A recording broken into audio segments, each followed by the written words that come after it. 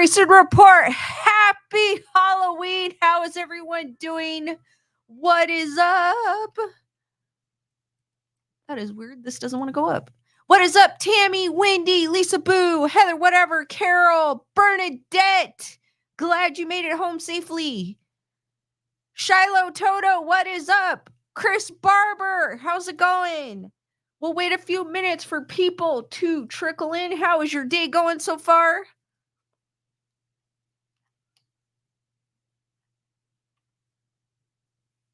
Halloween is in full effect right now. I mean, all day it was. All month.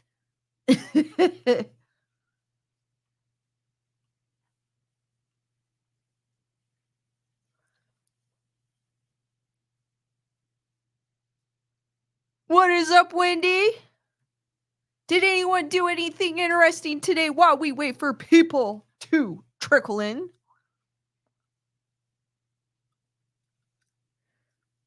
Bernadette, we are going to get into that.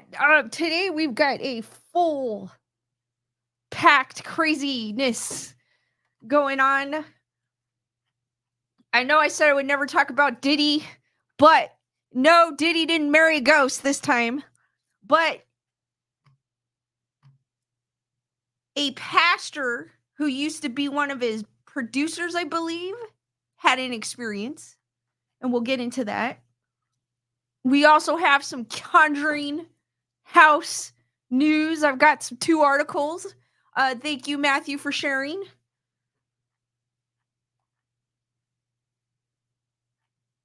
One bombshell after the other. What's up, Emily? How's it going? Dusty, Jen, Pearson, how's it going?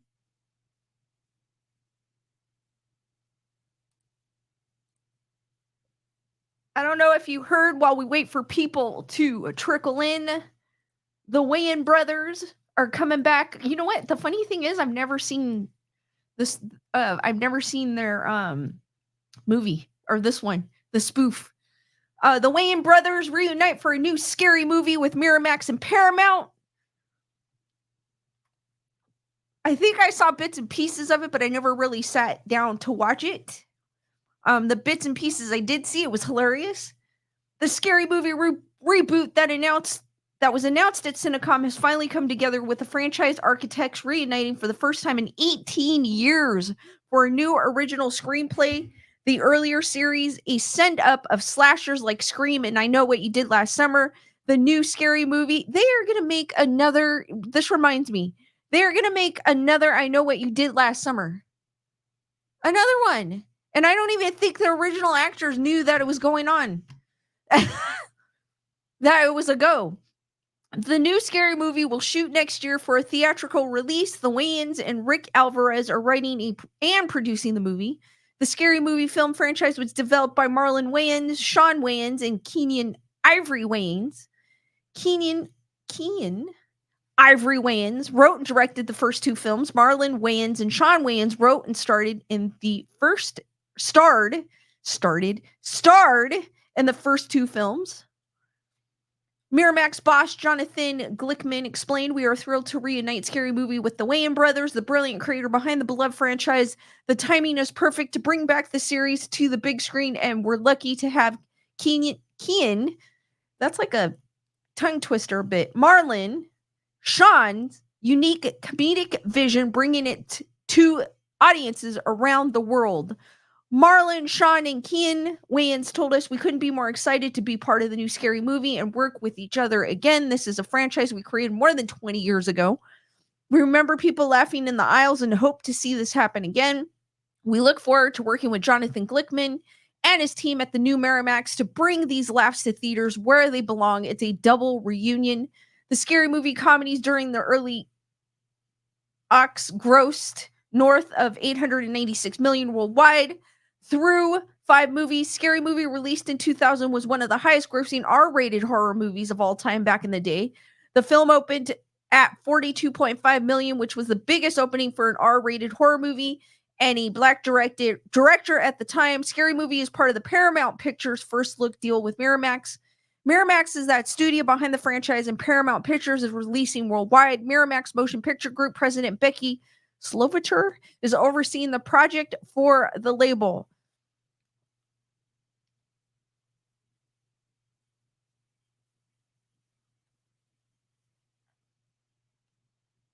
So that is a little news about Scary Movie. Emily, thank you for gifting 5 memberships. Welcome Jen, Kyle, D, Pat, and Alice to the Wolf Pack. Hearts for Emily and the new Wolf Pack members. Gunner Girl, what is up? Top 20, what is up? Hug, how's it going?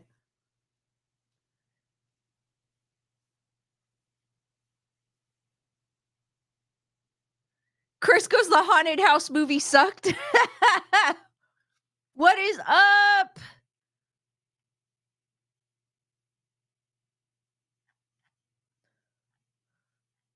Matthew, I was going to say, because I saw someone say hi to you, and I was like, wait a minute, is he there?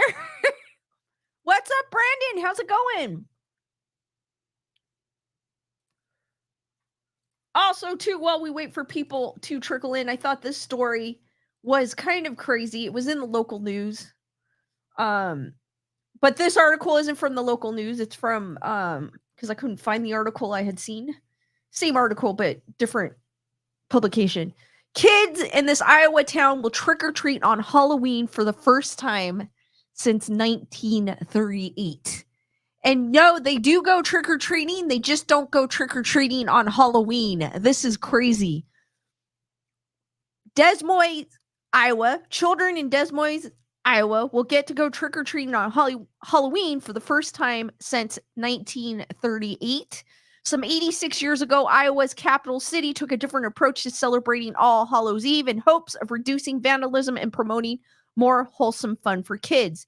Instead of going door to door for candy on Halloween itself, Des Moines children trick or treated on Beggar's Night, typically the day before Halloween. And in another fun twist, the kids are expected to tell a joke after they say trick or treat in order to receive the candy. Initially, children were encouraged to sing a song, recite poetry, and offer some kind of entertainment, but over time, a joke became the most common offering. This year, officials in Des Moines delayed trick-or-treating by a day because of severe weather forecasts. The children in Des Moines will be able to celebrate Halloween with the rest of America. To my knowledge, it has never been moved or canceled since it was established after Halloween in 1938. Assistant City Manager Jen Schultz told the Associated Press. However, the safety of our residents, families, and children is always our top priority and led to the change in this year's schedule's Beggar's Night.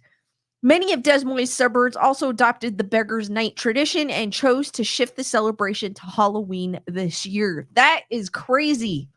I mean, I guess it kind of makes them unique because they don't celebrate Halloween like most of us do, but the day before.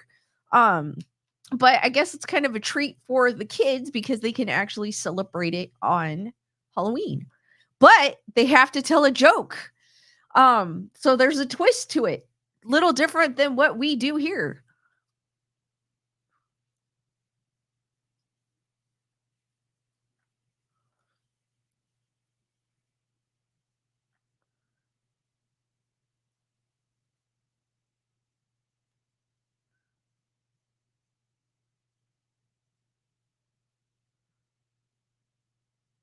Bernadette goes to the rich people for candy. Hugs goes in Massachusetts.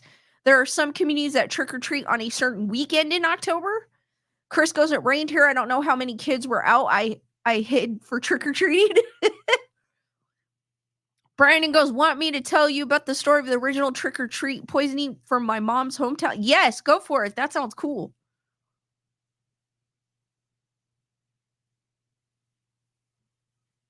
Hug goes, the Conjuring House owner was in my local news this weekend again, and I will get into that. Matthew said fried pickles from Dairy Queen. I don't know about that one. Halloween. There's a classic metal band called Halloween. Hugs.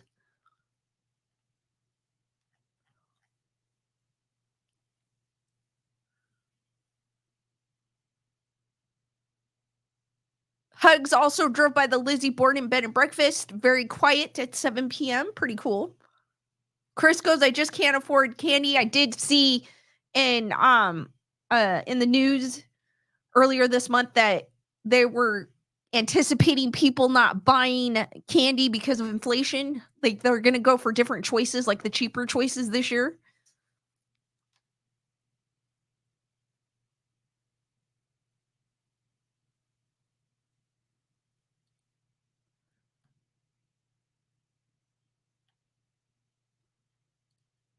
Okay, Brandon, before we get into the nitty gritty, let me move it over here so I can read it. Shared a article. This is kind of cool. About his mom's hometown. And then we'll get into the other articles because we'll wait a few for people to trickle in. This is actually kind of interesting. How the Candyman killer who murdered his own son continues to haunt trick-or-treaters 50 years later. It's been 50 years since one of the most notorious Halloween, and I've never heard of this, so this is kind of cool. It's been 50 years since one of the most notorious Halloween crime cases, and I don't want to sign up. Crime cases in American history took place, striking fear into a Texas neighborhood and haunting trick-or-treaters ever since. It involved a poison batch of pixie sticks. What? Ronald Clark O'Brien, a church deacon who lived with his family in the Houston suburb of Deer Park, Texas, was found guilty, and it's a person you would never suspect to do that. Was found guilty of lacing the tube powdered candy with potassium cyanide in the effort to unalive his two young children, son Timothy, 8, and daughter Elizabeth, 5. Timothy was the only child to eat the candy and unfortunately did not make it because he peed, just in case YouTube, multiple tubes of the candy. O'Brien, who became known as the Candyman in the media, also came close to killing 3 other children as well as his daughter. And no, we're not talking about the Candyman from the movie. No. O'Brien was ultimately executed 10 years later, but the harrowing story of the Candyman's crimes continued to send shivers down people's spines during Halloween season. This is Ronald Clark O'Brien. Someone you would never suspect would do something like that. It's always the unsuspecting people. But sometimes the unsuspecting people are the ones that you need to pay close attention to. Timothy O'Brien's death on Halloween night in 1974. O'Brien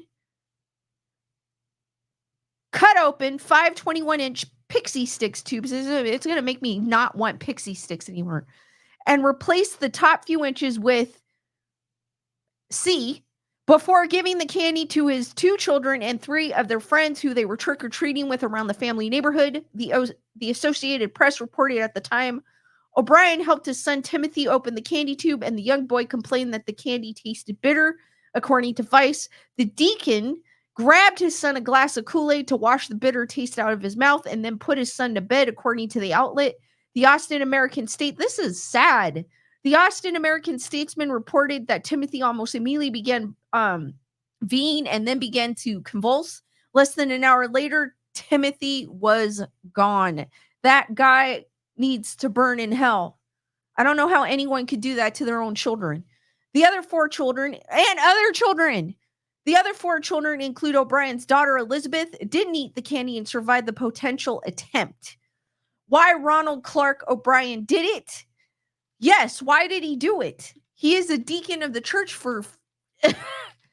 During his trial, United Press International, UPI, reported that prosecutors said O'Brien was motivated by the $31,000 life insurance policy he had taken out on his children. So greed. Really? That man doesn't deserve children. Vic Driscoll, one of the Harris County District Attorneys prosecuting O'Brien, had told the jury that the deacon had a bad reputation for truth and veracity. According to the UPI's report at the time, his whole life had been a lie. Driscoll said he had used his church, he had used his friends, he had used his community and his family, and worst of all, he has used his son, not as Abraham did. He sacrificed his son on the altar of greed. Exactly. The jury spent less than an hour deliberating before finding O'Brien guilty In 1975, according to the UPI, he was subsequently sentenced to death. Thank goodness. I think he deserves that. No kid deserved that from their father. The Candyman's execution, O'Brien maintained his innocence throughout his trial. Of course he's going to. And the remainder of his life, initially claiming to police that he received the poison candy from a man along his children's trick-or-treating route, according to the Statesman. Just before he was executed in March of 1984, O'Brien appeared calm, according to the AP's reporting, giving a final speech in which he said his unaliving would be wrong to carry out. Outside the building where O'Brien was executed, a crowd of around 300 people gathered. Proponents of O'Brien's execution chanted trick or treat and threw candy at those demonstrating against the death penalty, according to the AP. It was amazing how well publicized the trial was. Mike Hinton, another district attorney who had helped prosecute O'Brien, told the Statesman decades later. Even today, it is still talked about. I think it changed Halloween. That would definitely do that for me. I don't think I'm going to ever look at pixie sticks again. I'm glad they got justice for him. His poor son did not deserve that at all, but of course he's going to trust his dad. It's his dad. And it's sad that his own dad did that to him. Like, makes me sick when I see stuff like that. Brandon goes, this happened down the road where I grew up. That is crazy.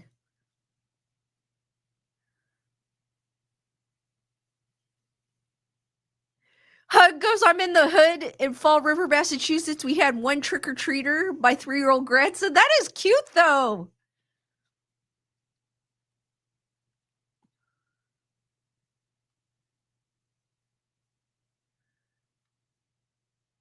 Wendy goes, do you remember the huge pixie sticks? I do. Now I'm going to triple check. I'm not going to touch those ever again after this story. They're easy. Yeah, they are easy to mess with.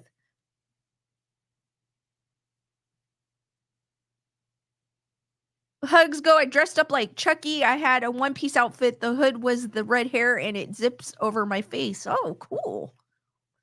Super cool. Emily goes, since the pandemic, they don't trick or treat here anymore. It's more of a trick or treat right now. I know on my previous stream I did mention I do notice a lot of schools do in churches as well do trunk or treat. But we still do have in my neighborhood this neighborhood as well, because I could hear the kids. They're still trick or treating. My neighborhood, it's all adults down my street, so I don't get a lot of trick or treaters.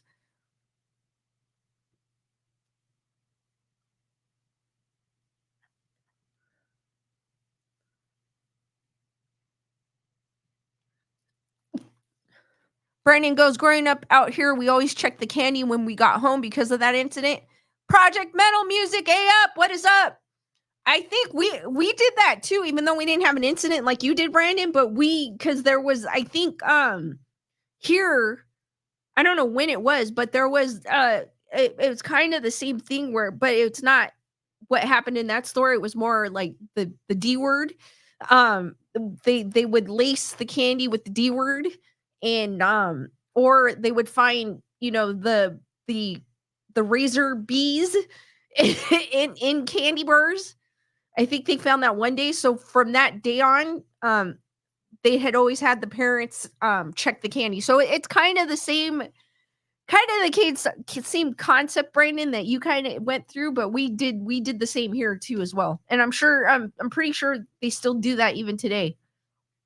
Carol goes, we always checked the candy for the razor bees when we were growing up.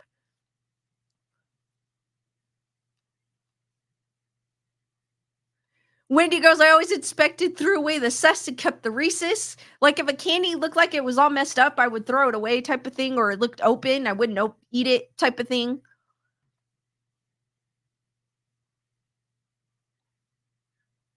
But thank you, Brandon. That was a cool story.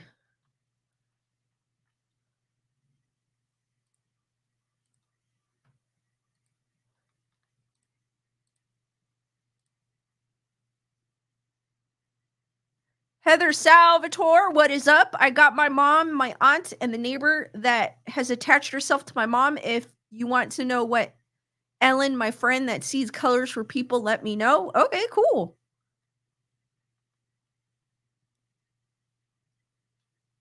Lisa Boo goes, they found a needle and licorice at a trunk or treat in Canadian Maritime. Whoa. See, that's why it's happening even now. I mean, it might not be as extreme as Brandon, the story that Brandon had shared, but there's still people doing dumb crap. And so it's always good to check what you get from people, unless you bought it in the store. And even that, you kind of have to check it too.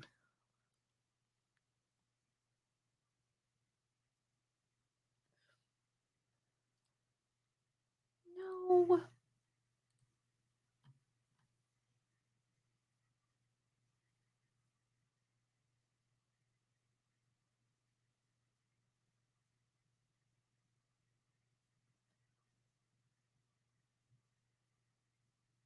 Bird Deco's Brandon took me to a haunted town. Loved it. Had my spirit talker on. Crazy. That's cool, Bernadette. I'm glad you were able to go to like a haunted town. That's cool. Gooder Girl goes, we had to check apples for ours. My parents always kept a lot from us. So this comes to my next article. And no, it's not, like I said earlier, it's not Diddy marrying a ghost. And trust me, if that does happen, I will tell you. He is not one of the two ladies that married a ghost. But a Houston pastor witnessed demonic spirits at Sean Diddy Combs' recording studio. Rod Long, a songwriter and producer turned pastor at RIGB Global Church, recalls how the voice of the Lord helped him leave Diddy's Bad Boy Records. He, if I'm not mistaken, he is more like, he's not the conventional Christian pastor. He's more of like the evangelist. I want to say evangelistic or the Pentecostal type pastor, where they believe that the Holy Spirit is, I know with the Pentecostal, if I'm not mistaken, they believe like the Holy Spirit is actually, if I'm wrong, let me know in the chat. Because I was watching a program and one of the persons happened to be a Pentecostal, and I was like, isn't that like evangelistic? But they believe the Holy Spirit is living, like alive, if I'm not mistaken. While dozens of music and entertainment industry rushed to cut ties with Sean Diddy Combs, in recent weeks, as federal charges and heinous allegations continue to pile up. I don't blame those people. I would. Rod Long is open to talking about the time working with the rapper. Long, now the 46-year-old pastor of RIGB Global Church in Cloverland, claims to have worked, as a songwriter and producer for the hip-hop moguls Bad Boy Records back in the early 2000s, and even attended Combs' infamous parties in New York City, Miami, and Las Vegas. In a highly produced YouTube video released last week, Long recalled making beats for 4 days straight without sleep at Diddy's recording studio in New York City. I'm going to tell you first, this headline is kind of clickbait. I feel like when he says demonic activity, I feel like it's what he sensed. I don't feel like it was actual demonic activity, though he said he witnessed realistic seances in the studio, but that included candles and chanting, but there are no evidence pointing toward that. Long said it was something driving me. I believe it was a demonic spirit, in the sense that if I wasn't in those realms, I couldn't hear the music like that. I couldn't hear it clear. He also, like I said earlier, he also alleged without evidence that he witnessed ritualistic seances in the studio that included candles and chanting. Long, knowing that he was in that business, knowing that there's also a lot of like drugs, so it makes me wonder, it doesn't disclose that in this article, but it also makes me wonder if that's what he could have been taking, and he could have been tripping, and that's why he was like, there's a demonic spirit. Or he sensed one because he was being driven and he couldn't explain how he was being driven. So for him, that was like a demonic spirit taking over. The pastor remarks comes after Combs pleaded not guilty to federal sex trafficking charges following his September 16th arrest at a New York hotel. The charges include allegations that Combe, aided by associates employees, coerced and aid victims of years, and that he silenced them through blackmail and acts of violence, including KA and physical Bs, per reporting by the Associated Press. 7 new lawsuits have been filed this week against Combe in the state and federal courts, including one alleging that he already a young girl. On October 17th, Tomi Ariyomi, the self-identified prophet and leader of RIGB Global, released a 40-plus minute video of himself interviewing Long about his time in the music industry. Arayomi, I hope I am pronouncing that correctly, who has more than 220,000. I'm not going to even read that. I slept in Diddy's. I guess he has a YouTube video. So I'm not going to read that because that has nothing to do with my article. I feel like that has nothing to do with this. At one point during the interview, Long alleged that he was a guest at a party in Miami where Combs asked attendees what kind of women they wanted to meet. I believe these girls came specifically to do whatever we wanted them to do. Long said he later claimed that he finally left Bad Boy Entertainment after attending a party in Las Vegas. At this point, I'm pretty much about to go crazy trying to fight what the Lord wants me to do, he said, describing how he left the party and called his father, who bought him a plane ticket to Houston. I got that close. I tasted it and I still walked away, Long said. And I walked away because of the voice of the Lord. Reached by phone last week, Long told me he'd already been recording footage of himself for a documentary about his music career. When Ariyomi asked him to participate in the interview, Long said he agreed to sit down and share his message of hope with RIG Global Church and the thousands or so individuals who attend weekend services. It's a message of faithfulness and grace, even when we are wrong or go a different direction than what our God teaches us. Long says the God is still faithful. Long is among several Texas-based pastors with connections to Combs, most notably Bishop T.D. Jakes in Dallas, has served as a spiritual advisor, not survivor, to Combs in recent years. A federal lawsuit filed against Combs in March alleges the rapper planned to leverage his relationship with Jakes to soften the impact of his public image after being sued by the singer Cassie, a former girlfriend, last year. Critics have accused Jake of attending Combs' freak-off parties and having affairs with men, per reporting by Religious News Service. Jake's media team has fought against the accusations, calling them false and baseless. IGB Global Church, founded in 2007 and relaunched in 2019 by Ariyomi, has planted churches in London, Nigeria, and Houston. It's one of the growing number of prophetic worship centers in the U.S., while Ariyomi is among the rising number of independent preachers who've launched churches as part of the charismatic Christian movement, which believes in experiencing the Holy Spirit through speaking in tongues and supernatural healing. He tells, that's why it kind of hinted to me that it might be a Pentecostal type of, or like an evangelistic type church. He tells followers that God instructed him to move to Houston from Nigeria and claims to have the ability to tap into supernatural powers and prophesize future events. So, I guess being super religious helped the pastor get out of that situation, which is nothing wrong with that. I know a lot of people turn to faith. I'm glad he got out of that. I feel like it's one of those, I do respect all religions, but I feel like it's one of those, I've never been in an evangelistic church, but I've seen them, and I feel like some of those are kind of, in my opinion, this is my opinion, I feel like some way, not brainwashing you, but I feel like some way, it can go down to that. You know what I mean? It seems like it's like over the top. I have no issues with anybody being very religious. It's your right. I'm more of a spiritual person, so I mean, I get it when it comes to that stuff.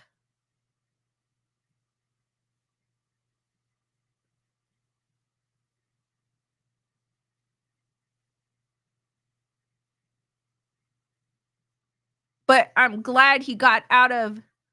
Emily Parkinson's goes, Joel Osteen is like another Jim Baker.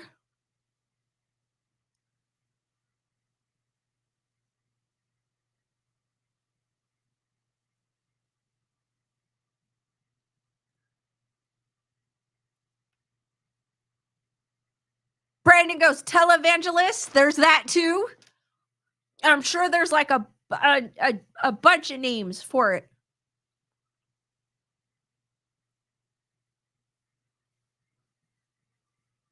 Brandon, it is super haunted in your area. I'm always finding articles about the most haunted areas in Texas. Brandon, thank you for being a member of the Wolf Pack for 17 months. Happy Halloween. Hearts for Brandon, guys. Thank you, Brandon.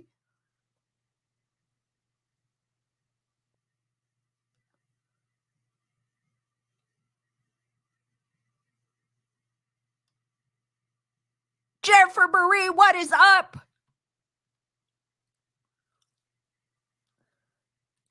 But like I said, I feel like that pastor probably did not actually see a demonic spirit, but I feel like maybe he sensed it. Maybe he was, I don't know if he was indulging in some of the activities that could have caused that as well. But I feel like it's more of him sensing that, and maybe his experience, he felt that he went down a demonic path, and that's why he said that. I don't know. I'm not him, and I don't know what he experienced, but I felt like that article kind of the title should have said something different, but still interesting nonetheless. Thank you, Bernadette, for your PayPal. Hearts for Bernadette. Thank you, Bernadette.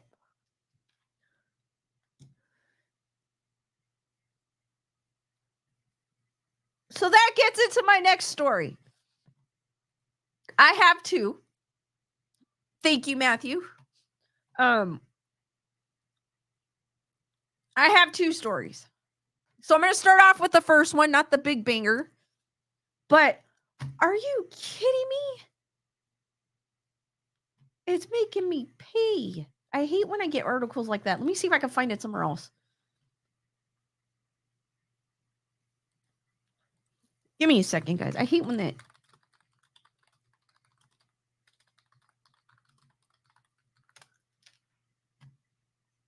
I need the news, not a video.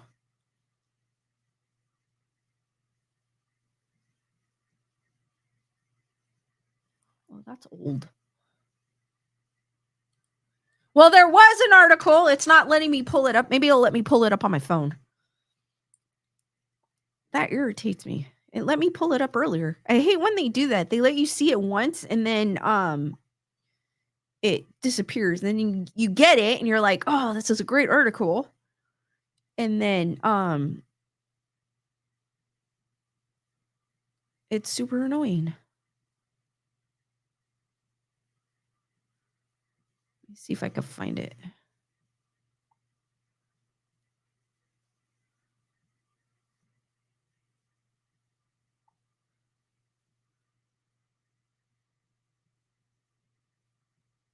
Jennifer Marie goes, "Are we raving tonight after the show?" I don't know, Jennifer Marie.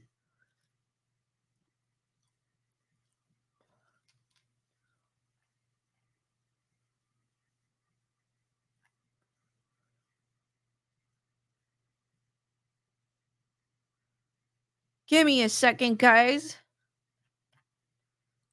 Of course, this article is taking forever to load. Let me take my... I love when that happens.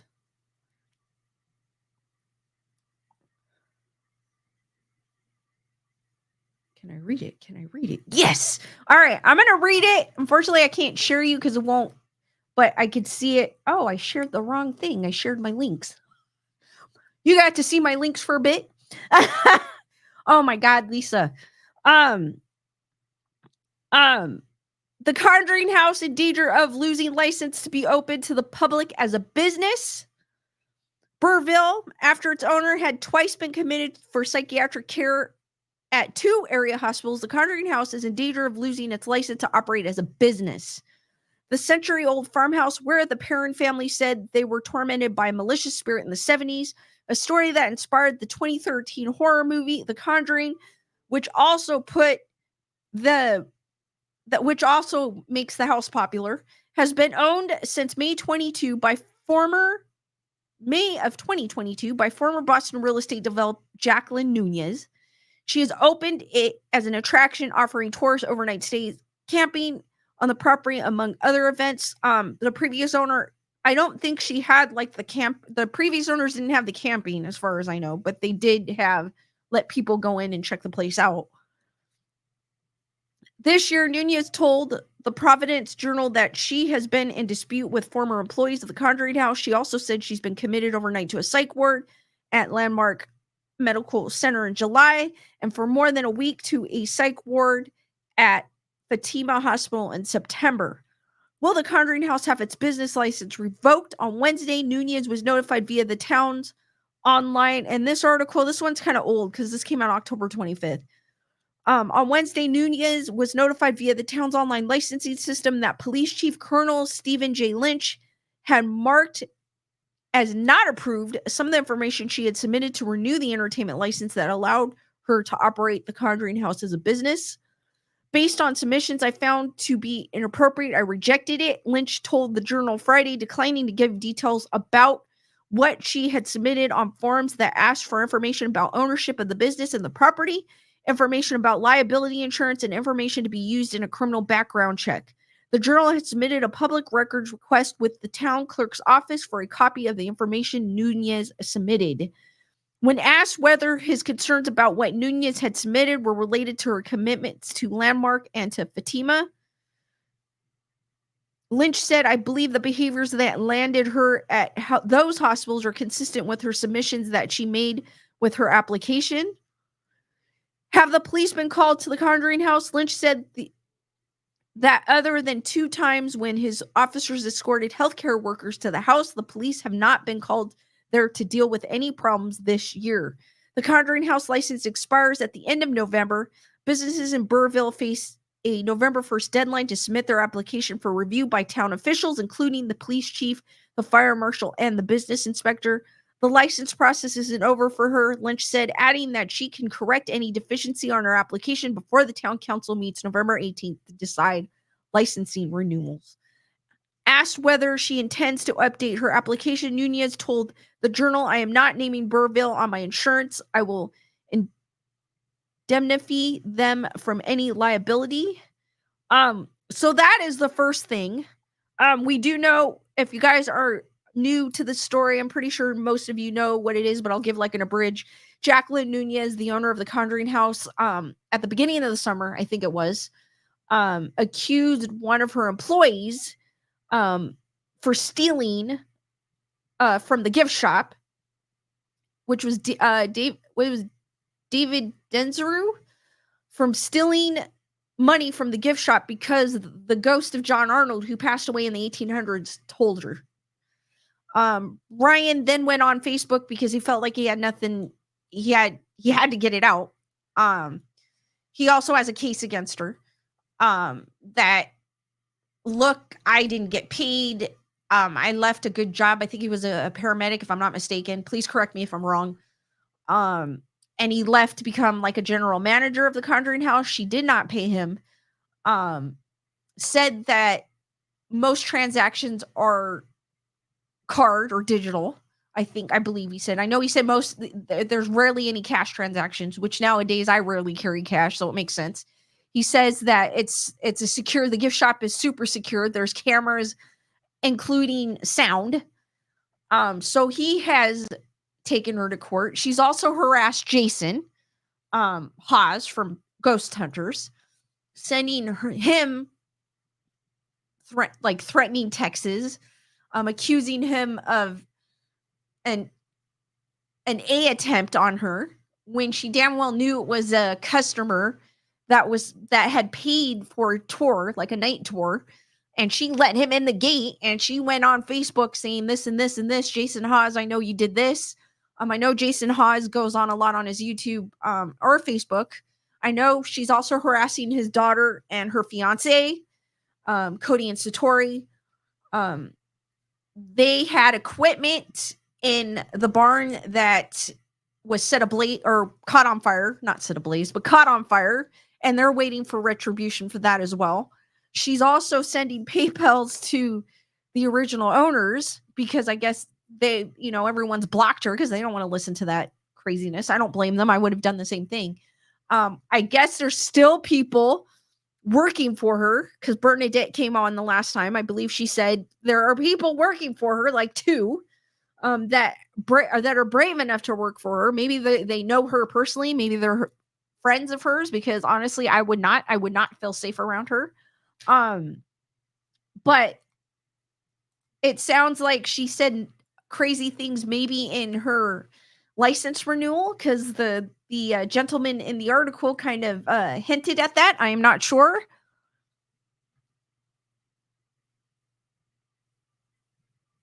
Heather Salvatore goes, I think she has mental health issues. I think that's what she has, and I hope that she gets help. And I'm with Jason on this one.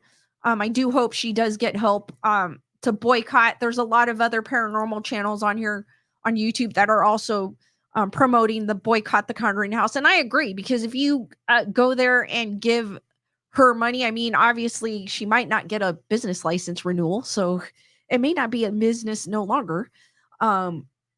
But if you pay money to her, you're supporting her in the business. And it's like she just, I feel like she needs help. As I read, she was sent to a psychiatric hospital. I don't think that did any good, because that brings me to my next article. And if you thought things couldn't get worse, it has. And I've always said that I feel like she's entitled, like no one can get her. Like she's above everybody. And I really do feel like this with this incident. It's my opinion, but I do feel like she doesn't feel like she's doing anything wrong. She doesn't feel like, I don't think she realizes that she sounds crazy. I don't think she thinks there's anything wrong with her. And obviously, if you don't think there's anything wrong with you, you can't get the help you need, because in order to get help, you need to be the one that wants to get help. And I feel like she doesn't think any of that. Like she doesn't care, type of thing. Heather Salvatore goes, someone went in on 10/21 and she went and drove them out. Hugs goes, the previous owners were Corey and Jen Heinzen, and they were the coolest. Was so sad they sold it. Bernadette goes, she's a mess. Bernadette goes, yes, and the house was booked already, but she was micromanaging the people that was not YouTube people. Oh yeah, Bernadette also mentioned that, like, there were people there and she did not refund their money, and they asked for, and she said she would give them back. Basically there was a couple, I don't know if it was a couple, Bernadette, is that what, or people, I'm gonna say people, that went in. They wanted to do their own investigation. They weren't included, they weren't YouTubers. They were doing an investigation on their own accord. And she kind of gave them a bad, a hard time. If I'm not mistaken, right? It was a couple. Bernadette said it was a couple. They kind of gave them a hard time. They literally, I think they paid for the night, if I'm not mistaken, Bernadette. And they ended up only staying there for 2 hours because she was just on them. And she said she would, as Bernadette had said in the chat, she said she would give the money back, but they have not gotten a refund because they did pay, for more than 2 hours, obviously.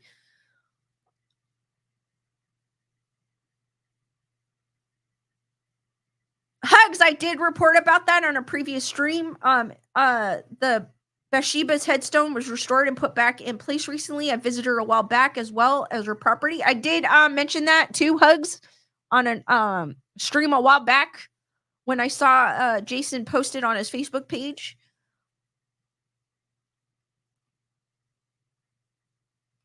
So that brings me to this one. And like I said, if you didn't think it would get worse, it has.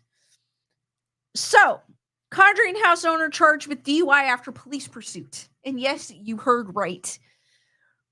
The owner of the Burrville home made famous by the Conjuring franchise was arrested Monday night for allegedly driving under the influence, according to police. If you guys want to check it out, there is the body cam footage. I do not want to play it because I I don't want to get dinged by YouTube.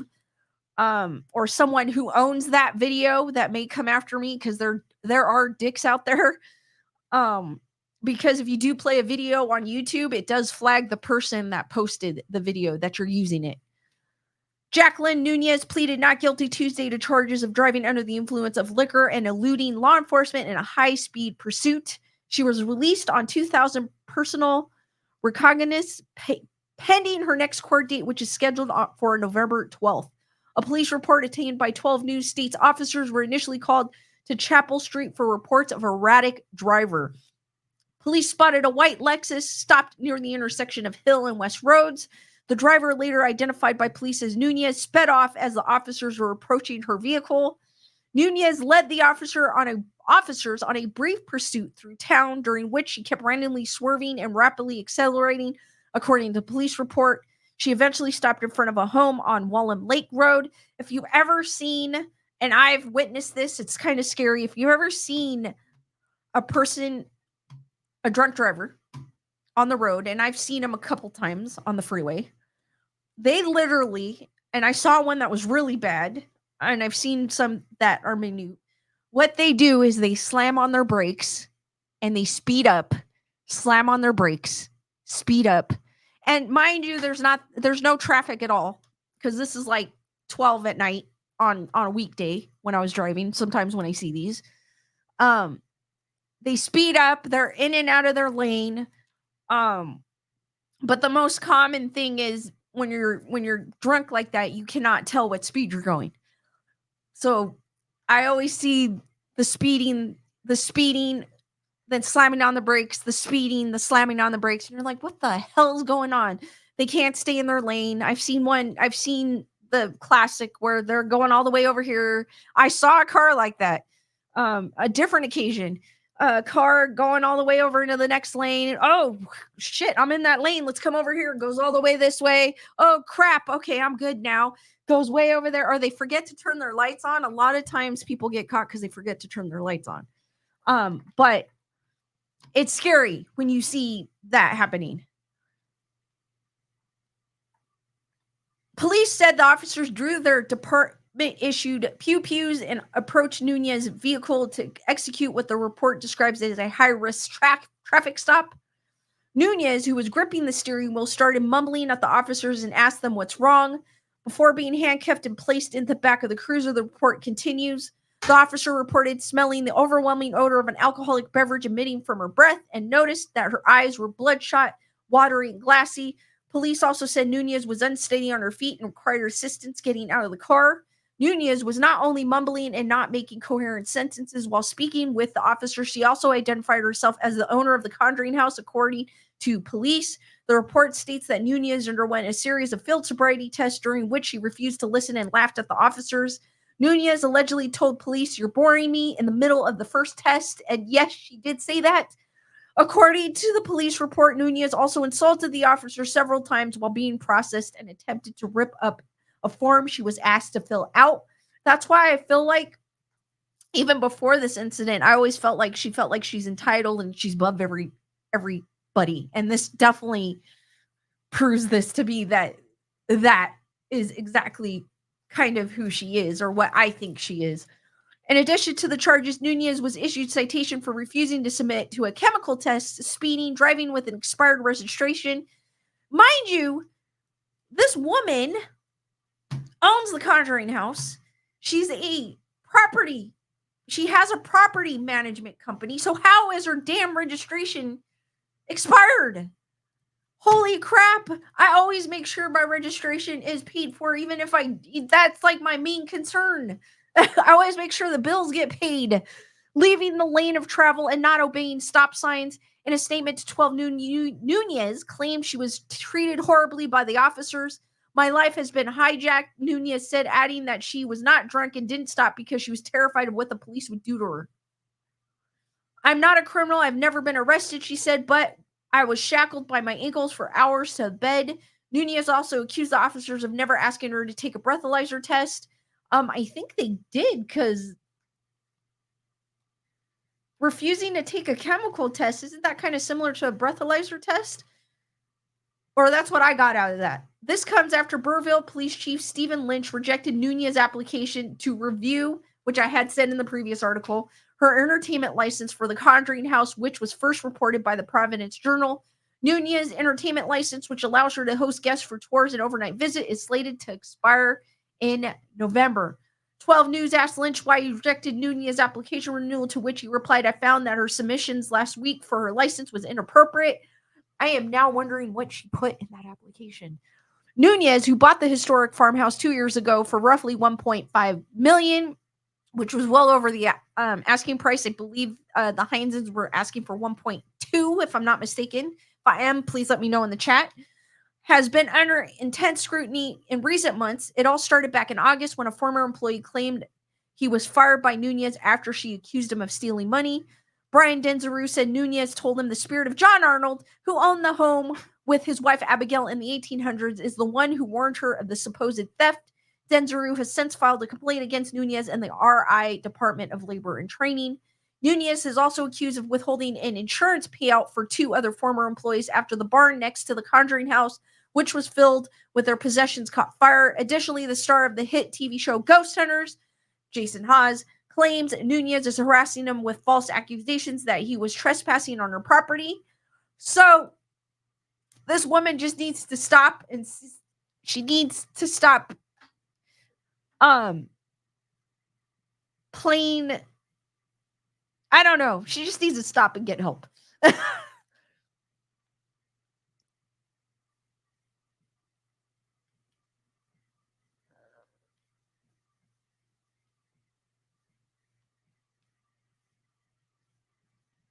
Heather Salvatore goes get a dash cam.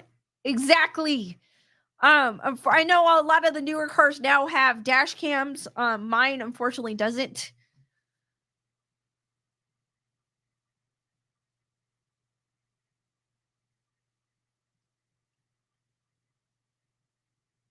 Heather Salvatore saw the footage. It is, if you guys Google it, the footage is out there. I'll show a glimpse. I won't play it again but it is out there on YouTube.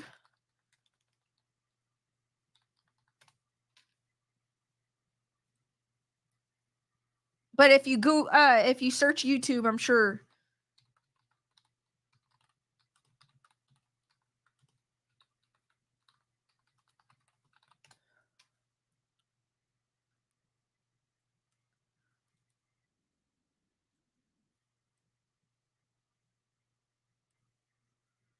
Let me see if I could get like a kind of.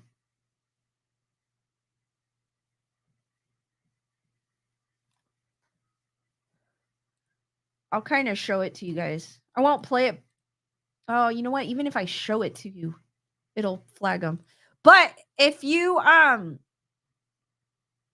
search on YouTube, body cam footage shows the Conjuring House owner arrest, you'll see it.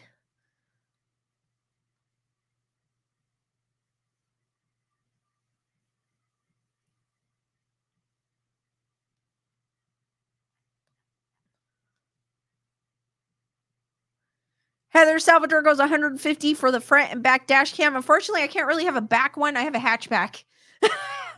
And it doesn't. There's really the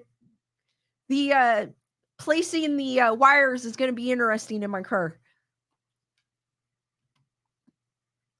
But I do agree with Heather Salvatore. If you haven't gotten one and you drive nowadays, got change. What is up? I would get a dash cam. There are a lot of crooks out there that are doing insurance scams. I think in the news the other day or last week or so, they luckily had a dash cam and they were able to catch the person. You could literally see the person stop in front of the car with the dash cam and back up and run into them. And it does make me scared that might happen to some of us. So I do agree with Heather Salvatore. If you have the money, get a dash cam just to protect yourself. It's sad that we have to do that nowadays, but there's too many damn criminals out there.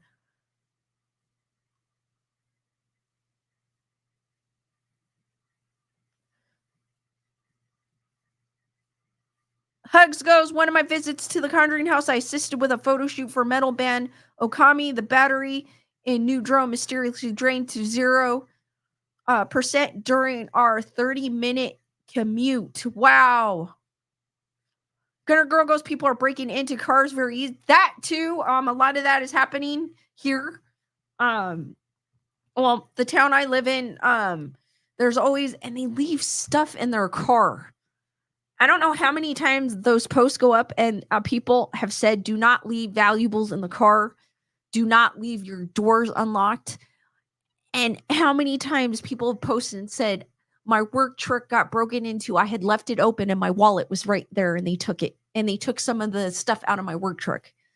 How many times, or a car. But a lot of houses have cameras too now. So they always post and go, hey, if you guys recognize these people, be a lookout. They tried to break into my car, but luckily it was locked. Something spooked them, or my husband came out and spooked them, or whatever. But please do not leave valuables visible in your car. They are looking for an easy target. So just be careful with that. Wendy, I agree. People can be stupid. So just protect yourself. I mean, obviously we have cell phones now, so in a case where we can always record, and I know a lot of people do that already, because we are very social media focused with nowadays than when I was a kid.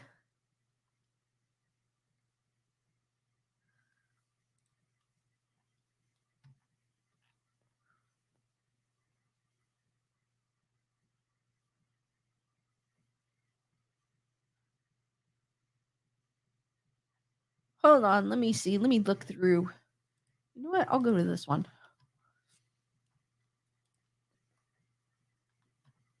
But I hope that Jacqueline can definitely get help. She needs it. Her actions just show it. And I hope y'all stop going to the Conjuring House. I know I don't live in that area, so it's probably not any chance that I would be going. I definitely won't be going as long as Jacqueline owns it, and I have a feeling she is never gonna let it go. She seems like a very stubborn, foot down type of woman, that will act innocent and try to get her way, I guess, in a way. It's only my opinion. I don't know if she actually does this, but I feel like that's what she's doing. She feels like she's entitled, she's above everyone, she's better than everyone, and it's Matthew Gross, someone asked Jason Hawes yesterday about the Tesla ghost thing. He talked about it. If I'm remembering right, he dismisses it, which is good.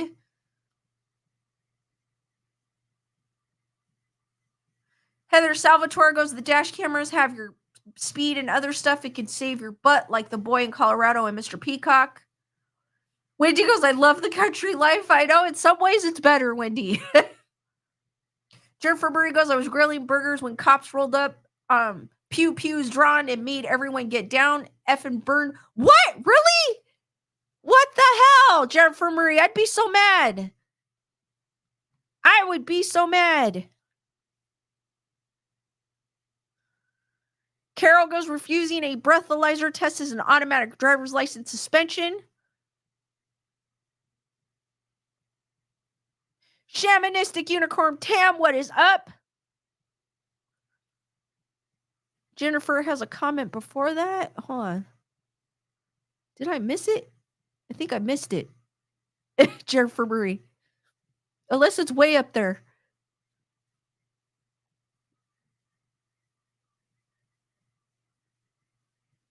I think it's way up there, Jennifer.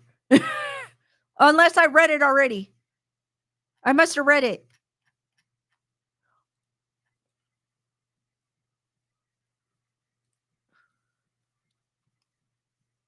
Hug goes, I hope the Conjuring House gets sold to someone more well suited to run it properly. Lisa would have to visit it with me, as well as the Bridgewater Triangle, Salem, and the Boarding Bed and Breakfast Museum for sure. Hugs.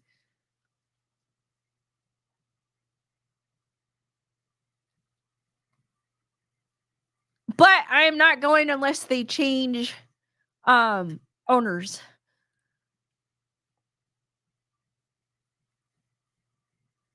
Jennifer Marie goes, it's 4 comments above the burgers. Okay, hold on.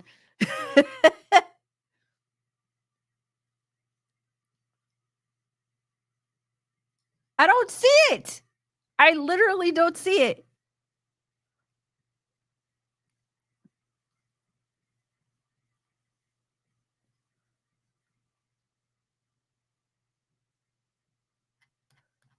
I'm blind. Hug also says, Lisa, all the best places I just listed above are within an hour apart. We even have some locations connected to H.P. Lovecraft and Edgar Allan Poe. That is super awesome.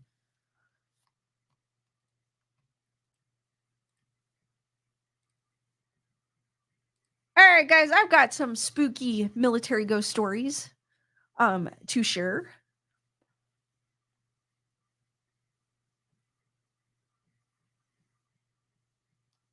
There's nothing quite as satisfying as a ghost story told well. A storyteller who relishes every creepy detail and the disturbing ending, and an audience that sits in an uncomfortable silence, and even for a moment, contemplating the possibility of paranormal activity in their midst. The military is chock full of tales of terror, haunting, and things that go bump in the night. It's also full of folks who delight in telling a really good story. Our military.com readers did not disappoint when we asked them to share their spookiest military ghost stories. Here are some of the best spine tingling, hair raising yarns they had to offer.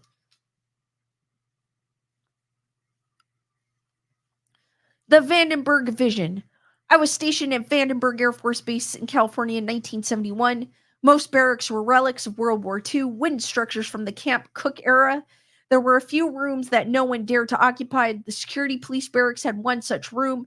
It was said that if a new recruit was assigned to that room, their belongings would mysteriously disappear or mysteriously appear in the hallway after have been on a work shift. Some of those who tried to move into this room claimed to hear strange noises and who even felt there was shadowy figures within the room when they stayed on more than 10 minutes. Rumors were that someone had died by S in that room. Formations at Fort Sill. When I was stationed at Fort Sill, Oklahoma, I lived in the senior quarters on post, which was about 1 mile from Geronimo's grave and a few others. As I was leaving for work one morning, one of my neighbors from across the street approached me and wanted to know in a very aggressive manner, why do we have soldiers marching through the neighborhood at night? I assured her that no unit was marching through the housing area. She pulled out her phone and showed me a video that made me forget to breathe for a few seconds. She had a recording of soldiers in 2 columns marching toward the road that led to the cemetery.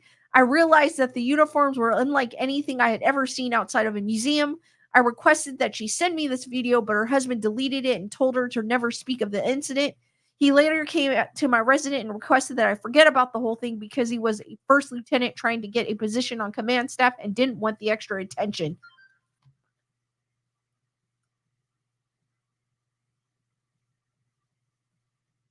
Carol goes, I heard of things happening in old Sturbridge Village too, not well known for it.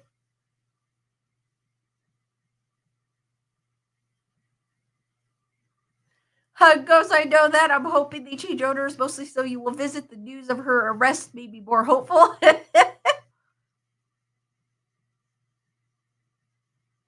Jennifer Marie sent it. Okay, hold on. Give me a second. I'll return to these ghost stories.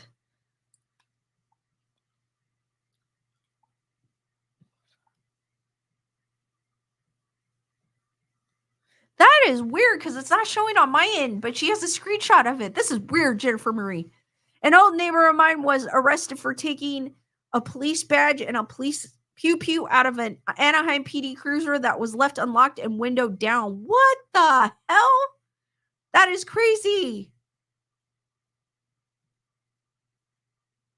Literally, Jennifer Marie, that was not there. I am not kidding you.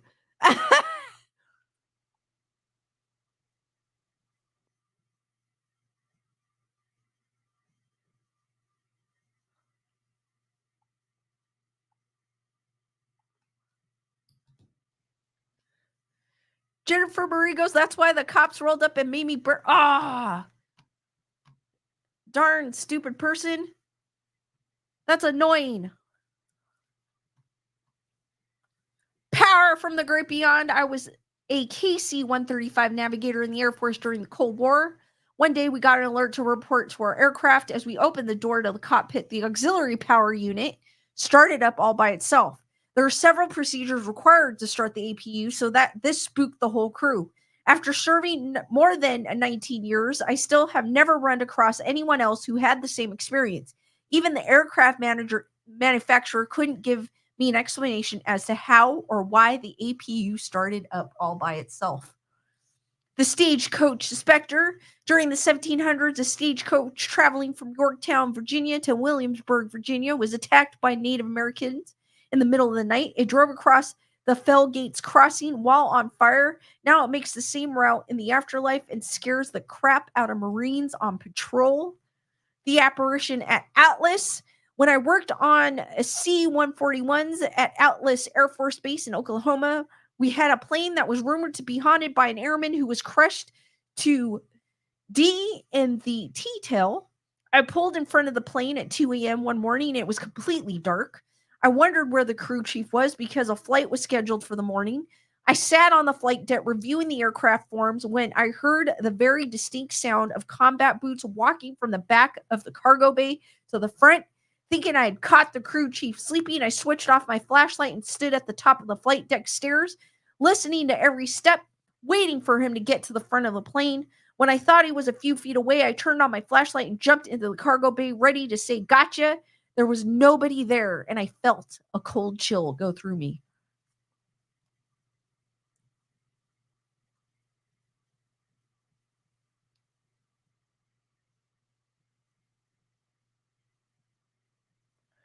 The ghost of Fort Denver's. During World War II, Fort Denver's had German and Italian POWs housed on various parts of the base, including the pre-war 3-story brick building known as Hale Hall. One version of the story says that a wounded Italian POW jumped or fell from the top floor window at Hale Hall and froze to D in a snowdrift at the base of the building.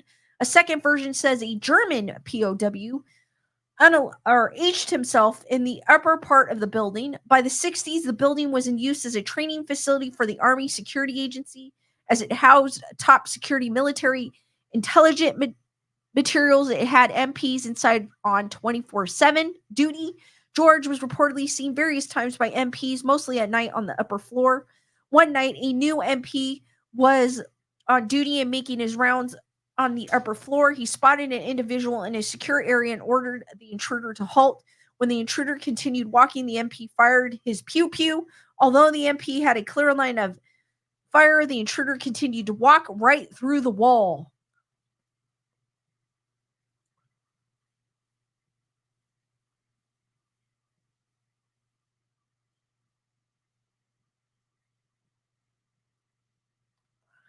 A nighttime encounter at Ocracoke. I was stationed at USCG Station Ocracoke, North Carolina. I hope I'm pronouncing that correctly. A year or so after being transferred, I went back for some duck hunting and stayed with a friend. The house was built in the late 1700s or early 1800s and had a rich history and numerous tales. It was near Ocracoke that Edward Teach was beheaded. Supposedly, the headless body of Blackbeard swam around the ship numerous times. The owners of the house were in the process of raising the lowest level and putting a taller foundation underneath. There was no running water. There were trees in the backyard, and I had to make a midnight call to those trees. While out there, I swore I saw a moving apparition that terrified me. I woke numerous times throughout the night, sat bolt upright in bed. I went out the next morning looking for tracks or anything supernatural. I even moved the tablecloth left drying on a clothesline, but I could never find that apparition. The helpful crew chief. I was a crew chief on a C-5 based at Dover Air Force Base. A crew chief died on a plane in an accident about 10 years before. Different things on the plane kept breaking without being operated or touched. I was outside chatting with the guard and heard over the radio that a new tire was on the way out to the C-5. We were the only C-5s at Rhine Main Air Force Base at the time. Our flight engineers and mechanics didn't know we had a flat tire. 5 minutes later, a new tire arrived and we quickly found our flat tire. To this day, we have no idea who requested the tire or why I heard the call on the security channel when it should have been broadcasted on the maintenance channel. That is crazy. Shamanistic unicorn tam goes, the military stories are no joke. They aren't. They're crazy. Extra training partners. In 1988, I was a volunteer at Fort Frederick State Park.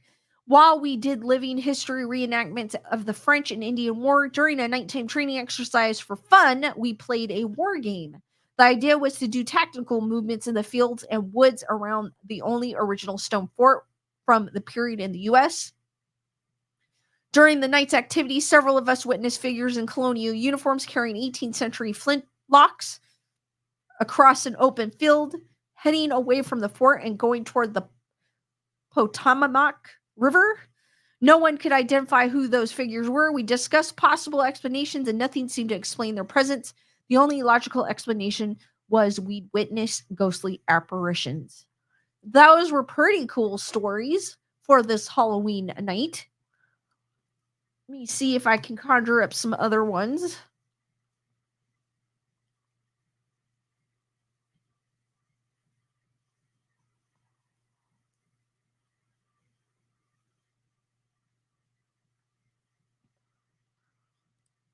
Oh, wait a minute here. Oh, nah, that's not the one I wanted.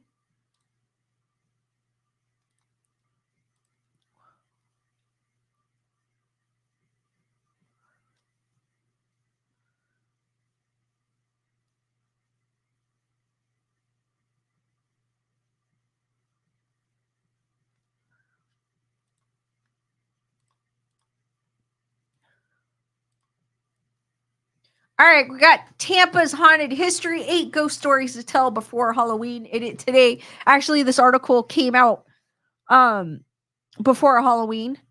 But Carol, I saw it, but I don't have access to my email on this computer. I mean, I guess I could read it off my phone.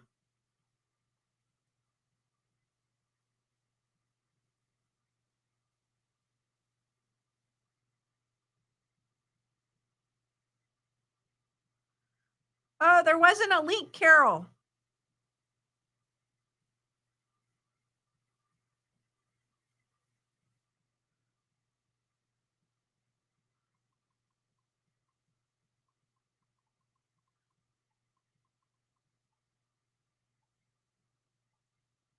Yeah, because it took me to like a general thing.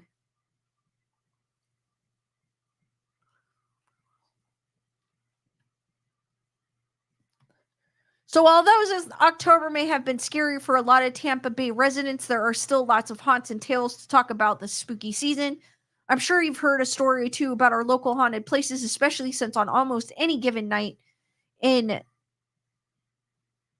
Ybor City, tours offer to tell you about the ghostly spirits from this area.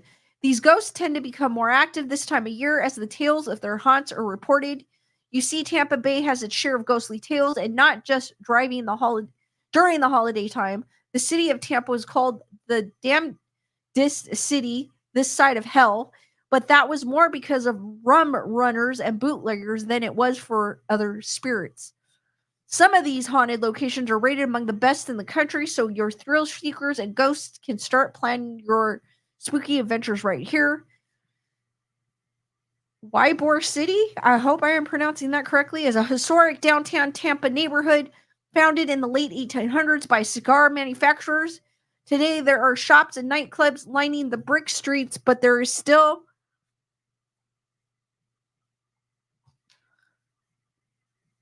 a feeling of stepping back in time. One, but probably the most haunted location is the Cuban Club. It was built in 1917 with a ballroom, cantina, library, bowling lanes, pool, and 2-story theater. There are 2 deaths dating back to the 1920s. An actor died by S on stage, and a member of the board was murdered during an argument. They are said to still appear in the building, but many reported seeing a lady ghost in a misty dress that comes down the stairs. Pianos will also play with no one around, and the elevators run at odd times. Others say they see a young boy playing ball. One year, I was setting up camera equipment to take prom pictures on stage. No one was around, and all of a sudden, the big door on the side of the auditorium started shaking. Then I heard noises above the stage. I slowly walked up the stairs and saw a shadow. At that point, I decided to wait till later to finish setting up equipment, Larry Short told WFLA. The Travel Channel named the Cuban Club one of the top 10 most haunted places. Matthew, thank you. Ebor. Thank you, Matthew. Number 2, there's also a drunken Cuban ghost at the old Florida Brewery Company. It now houses attorney offices, including the Swope Rodante, PA on East 5th Avenue. But the first night it opened as a bar, there was free beer. Of course, a fight broke out and the man was killed when he hit his head. Now the drunken man can be heard talking in Spanish and walking around in the law firm's building at night. The story is that he fought over a beer and still hasn't let it go. Number 3, that is crazy. You fought for a beer, lost your own life, and you're still fighting for that beer in the afterlife. The old Tampa Book Company at 507 North Tampa Street used to be a tailor's storefront. The bookstore owner kept the chairs from the old shop, and now they are said to move on their own. The owner also found a pair of bloody scissors on the floor. Passerbys who said they took pictures of the shop see a man in a top hat and a woman who seems to be in pain. Number 4, Tampa Theater is haunted all year round, not just October. Director of Marketing Jill Witecki said, statues and gargoyles guard the 1926 Tampa Theater at 711 North Franklin Street. Foster Fink Finley, who spent 20 years as the theater's projectionist, died and he has never left. Staff members heard door slams. The power turns off without anyone around. They hear his footsteps and chains rattling in the hallway behind the stage. He is also said to enjoy a cigarette. Sightings include cigarette smoke billowing out of the projection booth when the door is open, and the back 2 rows of the balcony nearest the projection booth smelling like smoke. Rosa Rio, who played the organ until she died at 107. Whoa, that is a long time to live. She was blessed. That is a long, long life. May still be hanging around too. A theater manager accidentally stepped back into the orchestra pit.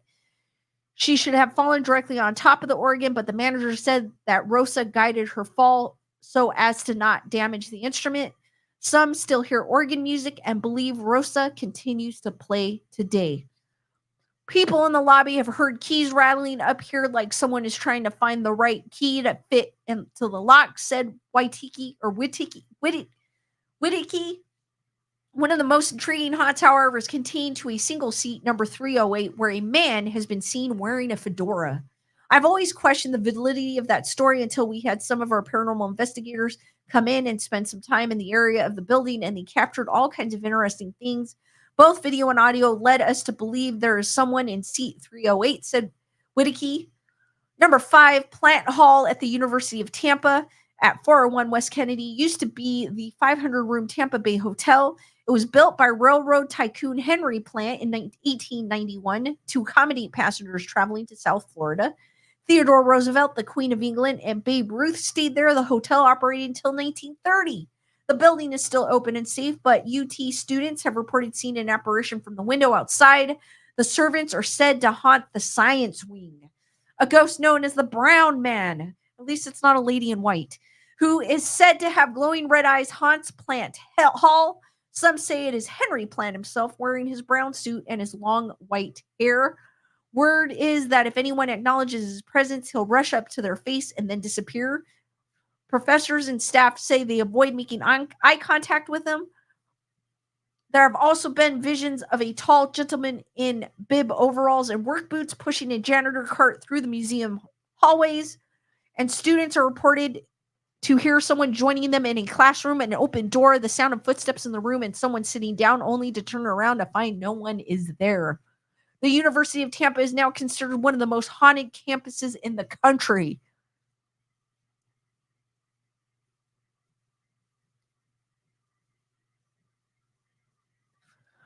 Number 6, the Sunshine Skyway Bridge that crosses the Tampa Bay region is considered to be haunted. The 5.5-mile bridge connects St. Petersburg in Pinellas County and Terracea in Manatee County.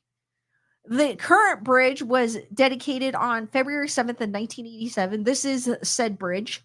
Many things have happened to the bridge over the years. The previous Sunshine Skyway Bridge was hit by a freighter in 1980, collapsing part of it and taking several cars and a Greyhound bus into the bay. 35 people plunged to their deaths. Only one man survived. The ghost bus is seen by folks visiting the fishing pier, which is part of the old bridge. Many said they feel an actual breeze and even catch a whiff of the gasoline from the moving bus. More than 200 people jumped from the highest point of Skyway to really? And some motorists report a weird unexplained light phenomenon in the water under the bridge. The best story is that late at night, motorists have slowed down and some have even stopped to help what appears to be a woman standing along the bridge. She has a history of climbing into cars before disappearing from the passenger seat. Toll booth workers and motorists would see the woman hitchhiking around midnight. Many motorists pick her up and express the fact that she becomes extremely nervous in the car, wanting to get to the other side, but she would vanish soon afterwards.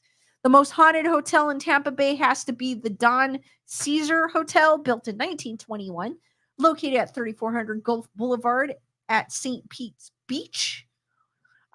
Here's the picture of that hotel. It is nice and pink. Employees and guests, that is super pink. Employees and guests see the ghost of the owner, Thomas Rowe, and the love of his life, Lucinda. The couple met in London, but her parents split them up and sent her back to Spain. Thomas returned home and never saw her again. He built the Pink Palace to look like the one where they met. He died in 1940, and now they can be seen walking hand in hand on the beach. The Brighton Theater in South Tampa on Dale Mabray Highway is an old movie theater that is still open. Both employees and guests have reported unusual occurrences. Even though no one died there, doors in the ladies' room will shut and lock and toilets flush when no one is there. Voices are heard in the hall near auditorium number 5 late at night. An usher heard someone call his name in auditorium number 3, and visions have been seen in the balcony. Honorable mentions. Creepy things are said to happen in the Safety Harbor Resort and Spa. The front desk would receive phone calls from empty guest rooms in the middle of the night. That is creepy. And salt shakers are mysteriously moved. There have been numerous reports that Dr. Salem H. Baranoff, who founded the resort, didn't like salt, so he supposedly likes to hide the salt shakers or loosen their tops. I have to admit that I was at brunch at the spa one Saturday earlier this year when our table salt shaker topper was loose, and the waitress told us about the legend. The Gulfport Casino Dance Hall was destroyed by a hurricane in 21 and was eventually rebuilt on shore. It is reported that the ghost... Hold on, guys. My camera on my house keeps going off, and I'm wondering why. Oh, cat. It is reported that ghosts of the victims who perished still wander here, especially a dancing ghost out on the water looking toward the Don Caesar. Brookville's May Stinger House at 601 Museum Court, reported to be one of the most haunted places in Florida, is currently the home of the Hernando Heritage Museum and is said to have 11 ghosts. A former Tampa International Airport employee told WFLL that there have been strange things that have happened there in the overnight hours. Oak Lawn Cemetery is the first public burial ground in Tampa. William and Nancy Ashley are said to occasionally roam together through the cemetery. A visitor also said the cemetery at Myrtle Hill Memorial Park is haunted. It was established in 1917, and there are haunting trails of the mini lights in the Roser Park neighborhood of St. Petersburg. Not far from Tropicana Field, these light creatures are said to attack unsuspecting visitors.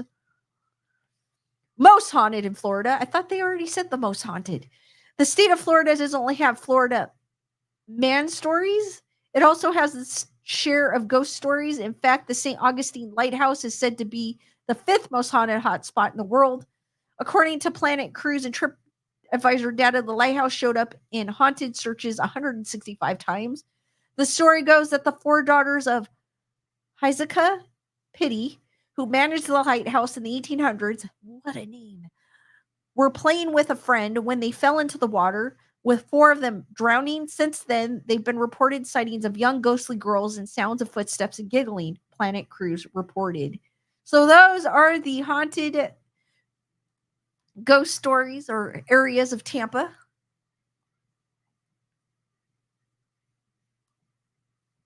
Matthew Mabry. Thank you, Matthew. I know I'm butchering these names. Thank you, Matthew. Matthew goes, Lakeland used to have swans that were descendants of swans given from the queen. Oh, descendants.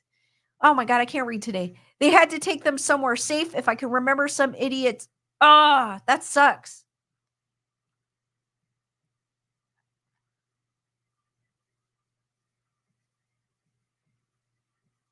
Wendy goes, I had some mean ass indigenous geese in Florida. They bit and they didn't give an F against a car. Wow.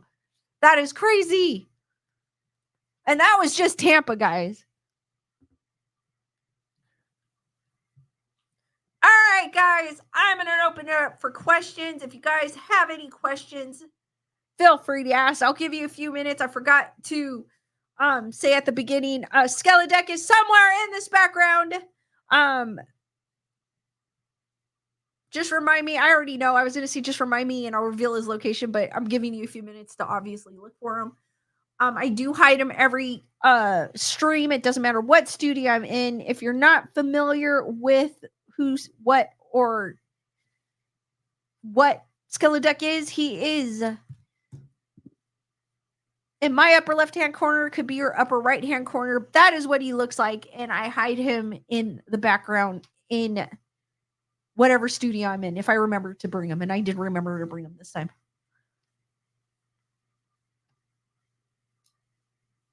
Matthew goes, Ghost Hunters was at the lighthouse twice. Lisa Boo, Lisa Boo's asking, have you seen any cool costumes today? The only ones I've seen are online. Again, like my neighborhood doesn't really, I don't really pass out candy, and my neighborhood doesn't really get any trick-or-treaters. There's some in this neighborhood, Lewis's neighborhood, but we don't really pass out candy, so I didn't really get to see any, but I did see a bunch of cool ones online. Heather Salvatore, Mrs. Lecca is still recovering.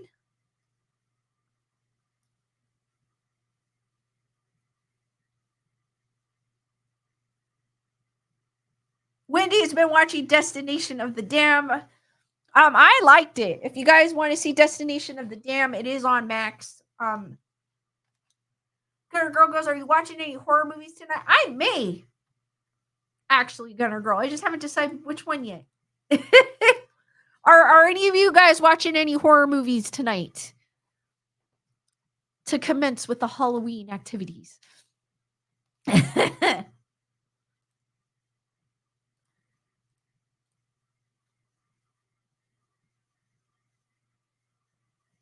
Heather Salvatore's like, no.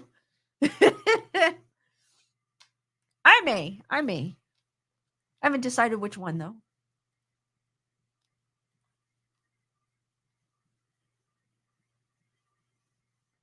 Shamanistic, that's a good shamanistic unicorn. Tam goes, did anyone put a candle in the window to show lost loved ones home? I have not heard of that one. I find that fascinating. I do know today is when the veil between the living and the dead is the thinnest. So I'm kind of like you, Chris. I watch him every night, or I watch him a lot. But and then I also know in Mexico, they celebrate on November 1st and 2nd. They do celebrate Dia de los Muertos, where they have an altar with what they call it ofrenda, with the marigolds, with the pictures of their loved ones, with offerings. We kind of don't do that here in the States. I kind of wish we did. I know Asian cultures also do that as well. We're kind of, I don't know, the States isn't really like a spiritual type of place, I feel.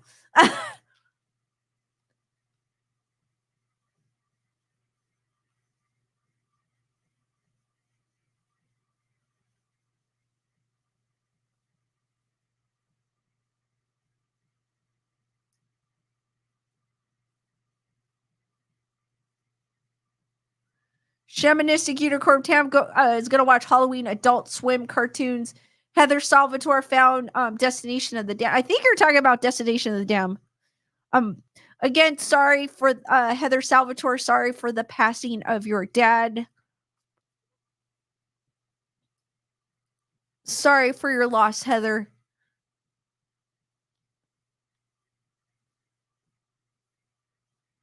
Matthew goes, unfortunately, no, been so much I haven't got to see much movies. Heather Salvatore, it's very spiritual. You just got to know where to look. And she also says, we are good. I'm glad you're doing okay. True. Heather's making a point. It's very spiritual. You just have to know where to look. Wendy ordered a Dia de los Muertos mask. Those are cool. During the pandemic, the locals in the Bible Belt didn't like it.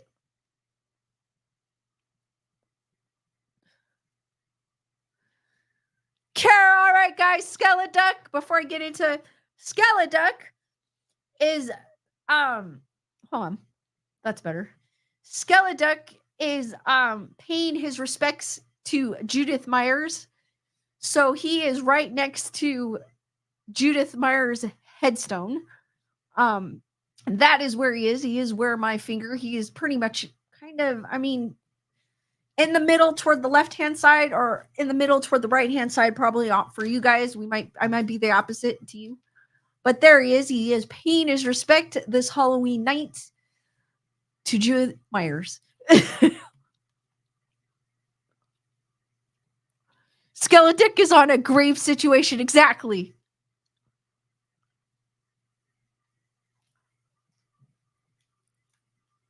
He is right in between. He's right in between the Michael Myers mask and her headstone.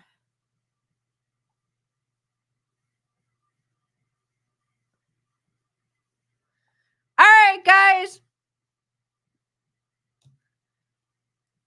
Any last minute questions before I end this stream? Panda Bear, what is up? Nerd Report in the house.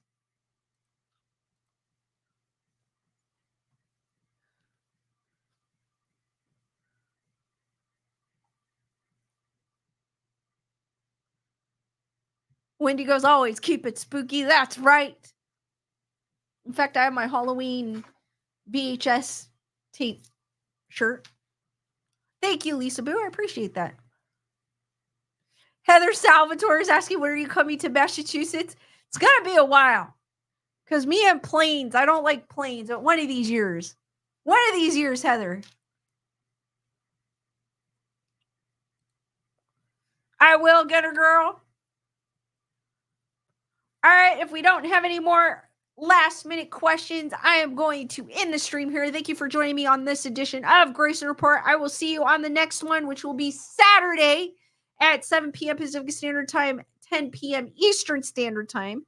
Be there or be squared. Stay spooky, guys, and sweet nightmares. Happy Halloween, guys. Have a great rest of your evening and good night. Thank you, guys. Good night, guys.